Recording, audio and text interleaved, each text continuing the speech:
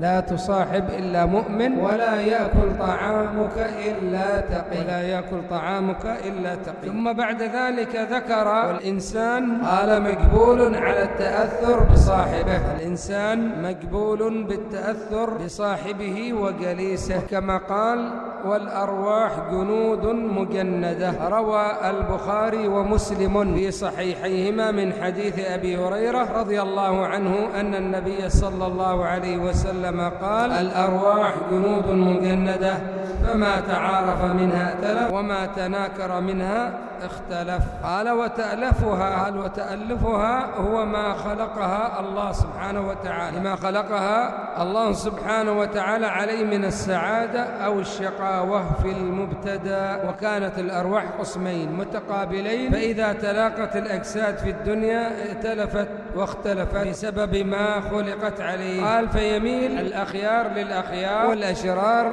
للأشرار.